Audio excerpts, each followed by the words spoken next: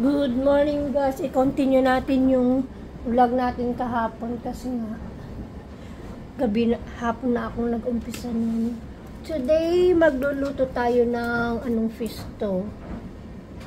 Sea bream daw, hindi ko alam na fish to. Basta binili to ni Mr. sa akin. Try kong ipaksin.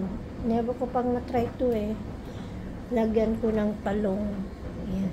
Mamaya, lutuin natin to. So, heto guys, yung mga ingredients ko na hugasan ko na lahat to. Hiwain na lang yung isda na hugasan na din. Ito yung talong, tinanggal ko yung balat kasi parang matigas siya. Tapos may onion, meron ako ditong tomato, ginger, at garlic. So, first thing is hiwain ko muna tong tomato.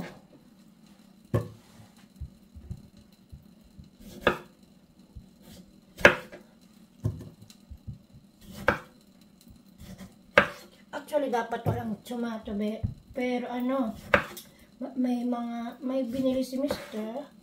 Kaya pwede na din siguro. Tapos ito is, lagay ko pala yung skin ng bawang kasi sabi nila mas maamoy. Ano ba yun? Basta nagluluto ako, laging may balat ng bawang.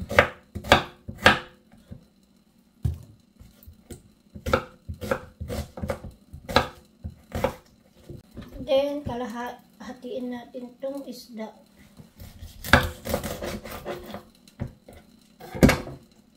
May palayok ako dito sa gilid. Mamaya papakita ko guys. Kagandahan pag sa supermarket ka bumibili. Natanggal na yung kaliskis. Ang tinanggal ko na lang dito is itong mga gilid-gilid niya. Tapos pati sa loob, malinis na din. Kaya walang hassle. Kaya siguro mahal. Kagandahan nga si Mr. Kahit hindi ko na sinasabihin, pag may nakita, binibilhan na ako niyan. Kasi hindi naman kumakain yan ng isda. Kumakain yan ng isda, pero yung mga boneless na. At saka codfish lang yung gusto niya. Hindi ko pa siya nakitang kumain ng salmon. Pero at least naalala niya ako pag pupunta sa supermarket. Kasi nga, madaling araw siya namimili, nag-shopping. Kasi may 24 hours supermarket dito sa amin. Hindi naman supermarket, parang mall. Supermarket siya. Grocery and supermarket. 24 hours na nadadaanan. Though medyo mahal talagang bilhin dyan. May mga mas mura. Kaso nga, mas convenient kay Mr. yung madaling araw pag galing na siya sa work. Guys, ito na yung isda. Maglagay tayo ng black pepper.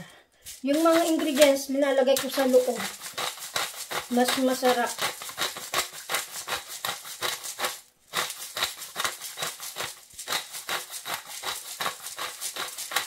Ayan, madaming black pepper. Baka dagdagan ko pa mamaya. Asin.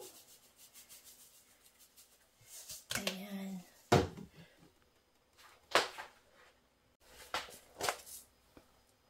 Chicken powder or granules. MSG to.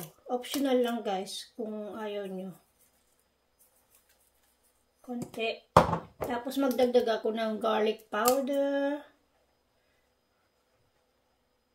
And konting chili flakes. Kasi nga, mahilig ako sa maanghang. Hindi naman super anghang. Tsaka wala akong sili na fresh. And of course, that to puti vinegar. Naglagay na ako guys, kaso hindi ko pala noon yung video ko. Ayan. Takpan natin. Tapos lagay natin sa pinaka low. High muna. Tapos itry na. Pag kumulo na, ilagay natin sa pinaka low. Hindi ko nalalagyan ng tubig.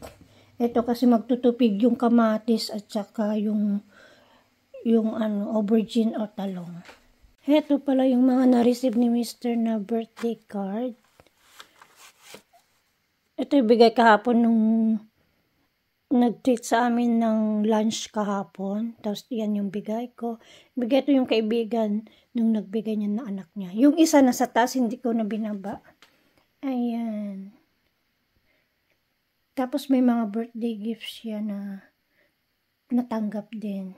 Yung natanggap niyang birthday gift. Yan yung anak niyang nag-date sa amin kahapon.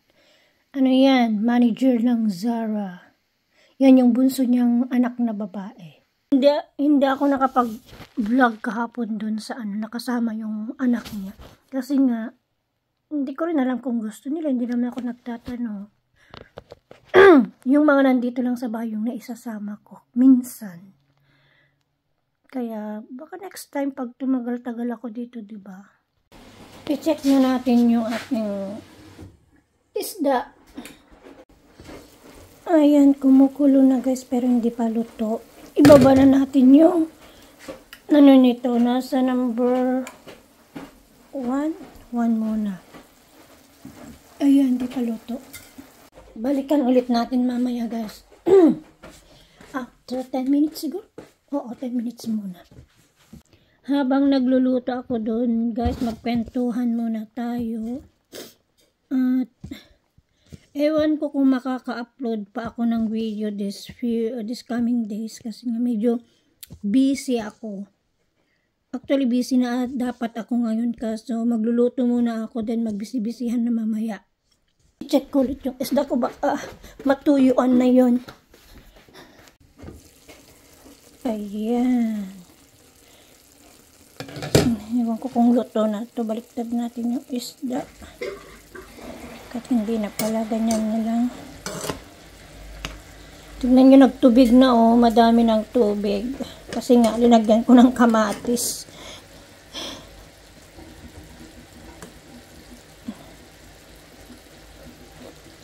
Dagdagan lang kasi.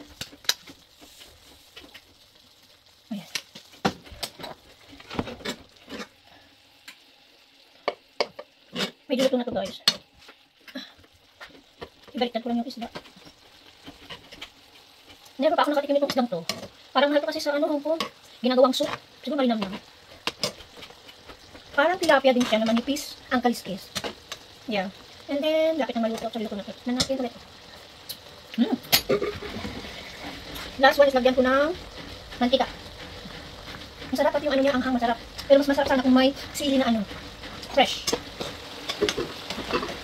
First time bumili ni Mr. ng isda sa supermarket kasi nga mahal ang isda sa supermarket. Magkano na to? Almost 4 pounds. 2 piraso lang. 44 pounds times 70. Kayo na bahala dun. Magdagdag pa ako ng konting black pepper then patayin ko na.